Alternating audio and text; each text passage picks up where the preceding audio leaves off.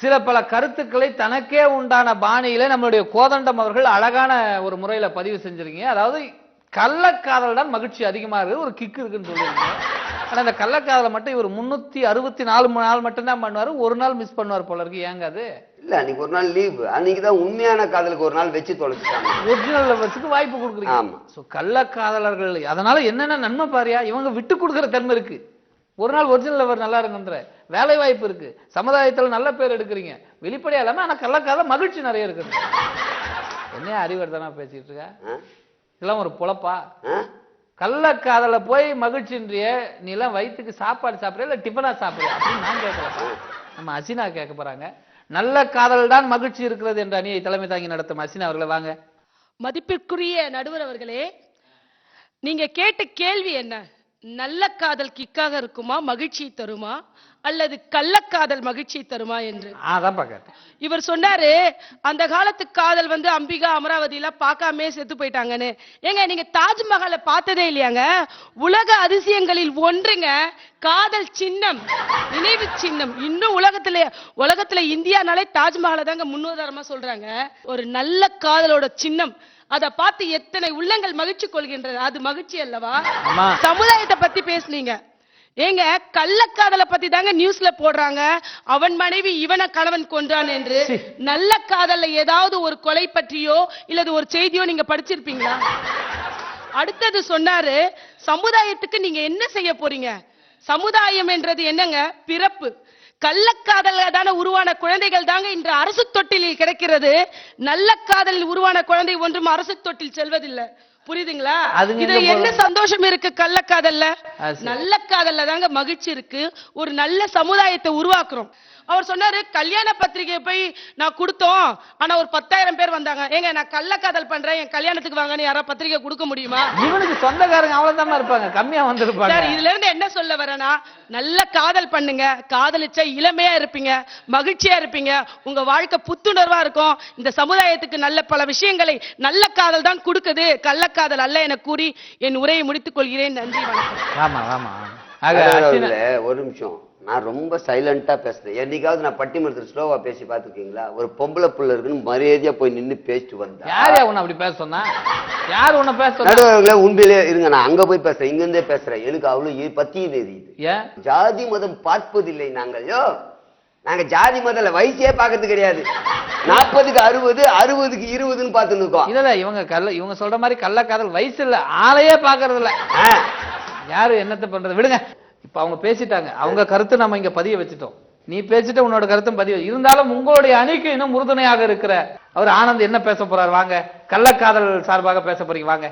இந்த பட்டிமன்றத்திற்கு வருகை தந்திருக்கும் அனைவரையும் வருக வருக என வரவேற்கிறேன். சரிதான் விடு. முக்கியமாக மசமச என மசால் அரைத்து கொண்டிருக்கும், கம்முன்னு கும்முன்னு உட்கார்ந்து இருக்கும் எங்கள் நடுவரையா அவர்களையும் வருக வருக என வரவேற்கிறேன். கோண கொண்டக்காரி குத்தரா கண்ணால கண்ணுட்டு போறாளே, பாக்க பிடிக்கல பேச பிடிக்கல, காரணம் யாருங்க? கேரளத்து சாரல் தானுங்க. கள்ளக்காதல். அந்த அம்மா சொன்னாங்க ஜாதி மதம் எதுவும் பாக்குறது இல்ல காதல்னாங்க. கள்ளக்காதலே எதுவும் பாக்குறது இல்லையா?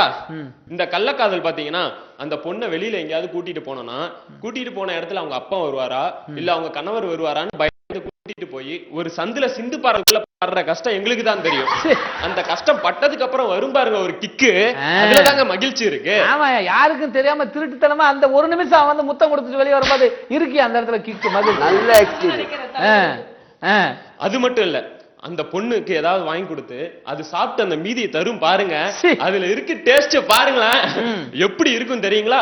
அது மட்டும் கிடையாதுங்க, அந்த விஷயம் அவங்க வீட்டுக்கு தெரிஞ்சு என்ன போட்டு குமுறுறாங்கன்னு வைங்களேன், அப்ப அந்த அடி வாங்கிட்டு இருக்கிற சந்துல அந்த பொண்ணு பாப்பா பாரு ஒரு லுக்கு, அப்ப இருக்கிற பாருங்க கிக்கு. அதை விட வேற என்னங்க மகிழ்ச்சி தேவை? ஆமாயா, அடிப்பட்ட நேரத்துல அப்படியே இவன் பரிதாபமா இருக்கும் போது அந்த பொண்ணு அந்த அவங்க பொண்டாட்டிக்காரி ஜன்னல் வழியா பார்த்துட்டு ஐயோ நமக்காக இவன் அடி வாங்குறானே, மறுநாள் அதிகமா கிடைக்கும் இவனுக்கு முத்தங்கள். அவன் வேற ஒருத்த பொண்டாட்டியா? கள்ளக்காதல்னா வேற ஒருத்த பொண்டாட்டி இவனுக்கு செட்டப் ஆகும். நீ சொல்லுப்பா. இதுல பாத்தீங்கன்னா பொதுவான ஒரு கணக்கு எடுக்கலான்ட்டு புள்ளி விவரத்தை எடுக்கலான்ட்டு நான் போயிருந்தேன். சைதாப்பேட்டை டு மவுண்ட் ரோடு பாத்தீங்கன்னா இப்ப தம்பி தம்பி இப்ப நீ கூட புள்ளி விவரம் எடுக்க ஆரம்பிச்சிட்டியா? ஆமாங்க. சரி சொல்லு. தப்பு ஒரு விஷயத்துல தப்புன்னு வந்துருச்சுன்னா அதை சரி காமிக்கணும் இல்லையா? சரி ஏதாவது காமி. புள்ளி விவரம் எடுக்கலான்ட்டு சைதாப்பேட்டையில இருந்து மவுண்ட் ரோட்டுக்கு 13 நிமிஷங்க. 13 நிமிஷத்துல 60 டூ வீலர் போனது. 60 டூ வீலர்லயே ஜோடியா போறாங்க எல்லாரும். ஜோடியா போகும்போது ஒரு பொண்ணு ஒரு பையன் தான் உட்காந்துட்டு போறாங்க. அதுல பாத்தீங்கன்னா கேப் இருக்கிற லவ்வர்ஸ் பாத்தீங்கன்னா உண்மையான லவ்னு வச்சுக்கலாம். ஆனா கேப்பே இல்லாம காத்து போற அளவுக்கு கூட வழி இல்லாம கட்டி பிடிச்சிட்டு போறாங்க பாருங்க டிராவல்ல. அதுதாங்க கள்ளக்காதல். இது மாதிரி நாங்க கள்ளக்காதலை வளர்ப்போம்னு சொல்லிட்டு கள்ளக்காதல் தான் நல்ல காதல்னு சொல்லிட்டு இந்த வாய்ப்பளித்ததற்கு பெப்பர் டிவிக்கும் எங்கள் பட்டிமன்ற குழுவுக்கும் நன்றியை தெரிவித்துக் கொண்டு வருகிறேன். சொல்லிட்டல இன்னையா அங்கே ஆணி அடிச்ச மாதிரி நிக்கிறேன். இப்போ ஆனந்த் பாத்தீங்கன்னா அவர் நல்ல காதலை விட கள்ளக்காதல் தான் மிக சிறந்தது, அதில் தான் கிக் இருக்கு, அதில் தான் மகிழ்ச்சி இருக்குன்னு சொன்னார். உண்மை தீர்ப்பு சொல்லி அவர் சொன்ன ஒரு விஷயத்தை ஒத்துக்கலாம்ப்பா. எப்படின்னா காதலிக்காக அடிபடுவதை விட கள்ளக்காதலிக்காக அடிபட்டார்னா முத நாள் ஒரு முத்தம் தான் கிடைக்கும். அடிபட்டதுக்கு அப்புறம் அவருக்கு எப்ப பார்த்தாலும் முத்தம் தானே. தெரியாத நேரங்கள்லாம் மொத்தமும் அப்படியே சிந்தாம செதறாம அழகா சொல்லிட்டாப்ல. பட் ஆனா ரொம்ப வெரி டீசன்ட் பிளவா இன்னும் பக்கமா டைரி எழுதுற மாதிரி நம்மளுடைய ராபர்ட் அவர்கள் நல்ல ஒரு பேச்சாளர், நல்ல ஒரு நடிகர். வாங்க ராபர்ட். நல்ல காதல் தான் இந்த சமுதாயத்தில் நல்ல மகிழ்ச்சியை தருகிறதுன்னு பேச வராங்க. வாங்க. ஷாஜகானுக்கு 6 பொண்டாட்டி இருக்குதுன்னாரு. யார் ஐயா பார்த்தா? யாரும் பார்க்கல. ஒரே பொண்டாட்டி தான் நான் பார்த்தேன் ஐயா. நீ பாத்துக்கியா ஒரு பொண்டாட்டியா? ஐயா அந்த ஒரு பொண்டாட்டி நான் தாங்க பார்த்தேன். அந்த தாஜ்மஹால் பார்க்கும்போது தெரிஞ்சது ஐயா. ஓஹோ, ஒரே பொண்டாட்டி தான். நல்லா இருக்கல ஐயா? நல்லா இருக்காங்க. சரி. ஐயா கள்ளக்காதல் அடுத்த பொண்டாட்டி பார்த்து நல்லா இருக்கானா பத்தியா? ஐயா இதுக்கல்ல அவங்க மனைவியா அவரு பார்த்தது நல்லா இருந்தது ஐயா. அதான் சொன்னேன். அப்படி தவறா எடுத்துக்காதீங்க. அப்புறம் ஐயா மவுண்ட் ரோட்ல இந்த காத்து புகாத அளவுக்கு போலான்னு எதிரணியோட தலைவர் சொன்னாரு. அவன் தலைவர். ஆமா ஆமா. ஐயா அந்த ஆளுக்கு சொன்னா அப்படி இல்ல, காத்து போகாம ஓடுறதுலாம் பலதரப்பட்ட ஆக்சிடென்ட் நடக்குது ஐயா. ஹாஸ்பிட்டல்ல பாக்குறோம். அங்கங்க அடிபட்டு மாறுகால் வாங்கின்னு எல்லாத்தையும் உடைச்சிட்டு ஹாஸ்பிட்டல்ல படுத்துட்டு இருக்காங்க ஐயா. இதுதான் ஐயா அந்த கள்ளக்காதல். ஐயா நல்ல காதல் இருக்கு பாருங்க. ஒருத்தனுக்கு போன் போட்டு ஹலோ மச்சான் டேய் நான் இந்த பொண்ணை லவ் பண்றேன் நான் போன்ல தைரியமா பேசலாம் ஐயா. ஆமா. ஆனா கள்ளக்காதல்ல போன் போட்டு மச்சான் நான் இந்த பொண்ணை லவ் பண்ணுகிறேன் நான் சொல்ல முடியுமா மச்சான்? சொன்னா இவன் மானம் போயிருமே. நாட்டுல நடக்கிற கௌரவம் மரியாதை எதுவுமே கிடைக்காது ஐயா. அட்டு பீஸ் ஆயிடுவான். ஆமா இதாங்க ஐயா நடக்கிறது. ஓகே. ஆக நல்ல காதல் மட்டும்தான் 100% மகிழ்ச்சியை கொடுக்குன்னு ஆணித்தரமா சொல்றேங்க ஐயா. ரைட். ஓகே வாங்க.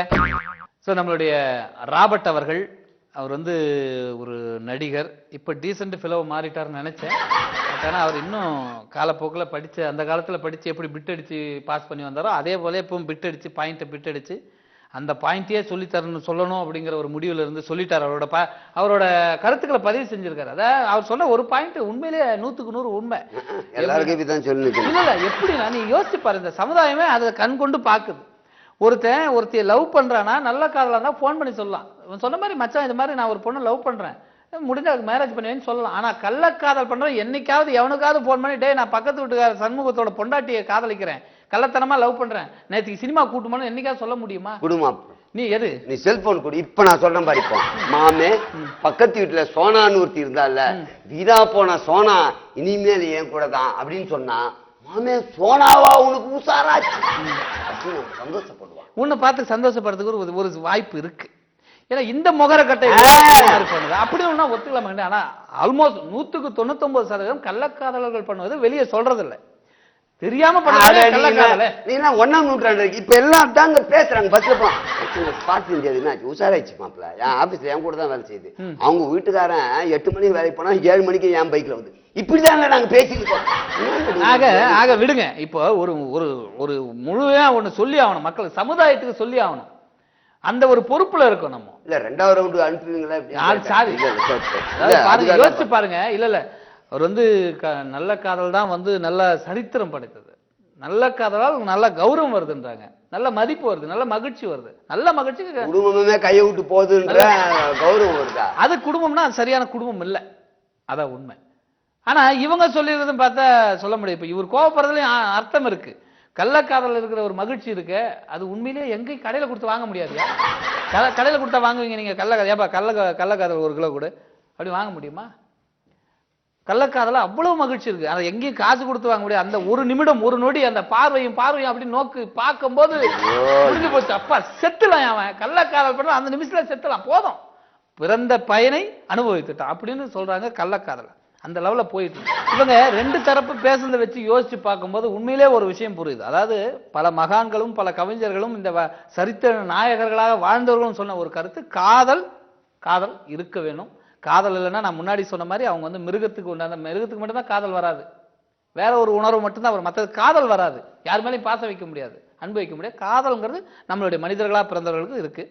ஆனா எது அதிகம் மகிழ்ச்சி தருதுன்னு பாத்தீங்கன்னா நீங்க வந்து சொன்னது வந்து கள்ளக்காதல், இவங்க வந்து சொன்னது நல்ல காதல். ஆனா கூட்டி கழிச்சு பார்க்கும்போது கள்ளக்காதல் தான் அதிகம் மகிழ்ச்சி தருகிறது அப்படின்னு சொன்னா எல்லாம் காரித்து ஒத்துக்க முடியாது. இது வேஸ்ட். கள்ளக்காதல் வந்து எப்படி சொல்றதுன்னா ஐஸ்கிரீம் மாதிரி, அது வாங்கி அந்த ஒரு 5 நிமிஷத்துக்குள்ள சாப்பிட்டு முடிஞ்சு போச்சு. அதுக்கப்புறம் 5 நாள் அவன் ஹாஸ்பிட்டல் போனா நல்லா பார்த்துங்க, தொண்டை கட்டிக்கும், கோல்ட் ஆயிரும். நல்ல காதல் எப்படி? நல்ல காதல் மட்டும்தான் இந்த உலகத்துல வாழும். ஆனா நல்ல காதல் நல்லா வாழாது. ஏன்னா அது ஒரு குறிப்பிட்ட காலம் வரைக்கும் தான் காதல் நல்ல காதலா மலர்ந்து, அப்புறம் மனம் முடிச்சு கல்யாணம் முடிச்சு அந்த பொண்ணையை யாரை காதலிக்கணும் அவங்களே கல்யாணம் முடிச்சு அந்த குடும்பத்துக்காக அவன் உழைக்கிறான் பாரு மனுஷன். அவன் ராப்பகலா உழைப்பான், ஒரு நாளைக்கு 350 ரூபாய் சம்பாதிப்பான். அந்த பொண்ணு கேட்கும், அவங்க பொண்ணு, அப்பா இன்னைக்கு ட்ரெஸ் வாங்கிட்டு வாப்பான்னு. 325 ரூபாய்க்கு அந்த பொண்ணுக்கு அந்த கவுனை வாங்கி கொடுத்து மீதி 25 ரூபாய் வீட்டுக்காரம்மா கிட்ட கொடுத்து இதை சமையலுக்கு வச்சுக்கன்னு சொல்லும்போது அந்த முகத்துல அந்த சந்தோஷம் இருக்கு, அந்த மகிழ்ச்சி இருக்கு. ஆக எங்க இருக்குன்னா நல்ல காதலும் கணவன் மனைவியாக ஆனதுக்கு அப்புறம் தான் அந்த சந்தோஷம் இருக்கு. காதல் பண்ணும்போது அவங்க வெவ்வேறு, அப்போ காதலி பண்றதெல்லாம் தப்பா இருந்தா கூட ரைட்டுன்னுவாங்க, காதலன் என்ன தப்பானாலும் காதலி ரைட்டுன்னுவாங்க. ஆனா அந்த கல்யாணம் பண்ணதுக்கு அப்புறம் தான் இது ஒரு சமுதாயம், நம்ம சேர்ந்து வாழணும், சேர்ந்து வாழ்ந்தாதான் இந்த உலகத்துக்கு நல்லது, நமக்கு நல்லதுன்னு சொல்றாங்க. அங்கதான் மகிழ்ச்சி இருக்கு அப்படின்றதான் உண்மையான கருத்தை சொல்லி நம்ம அழகா இந்த நிகழ்ச்சியை ரொம்ப கோபமா பாக்குறாரு. கள்ளக்காதல் ஏகப்பட்டதை வச்சிருப்பார் போல இருக்கு, அது அவரோட பர்சனல். பட் அதை யாரும் ஃபாலோ பண்ணாதீங்க. நல்ல காதலா கள்ளக்காதலா எது அதிக மகிழ்ச்சி தருகிறது, எதில் அதிகம் கிக் இருக்கிறது என்றால் அவர்கள் காதலித்தவர்கள் கரம் பிடித்து மனம் முடித்து வாழ்க்கையிலே பாதங்களை பதிக்கின்ற பொழுது அந்த நேரத்தில் தான் நல்ல மகிழ்ச்சி தருகிறது என்று மகத்தான தீர்ப்பை சொல்லி நன்றி கூறி விடைபெறுகிறேன். நன்றி, வணக்கம்.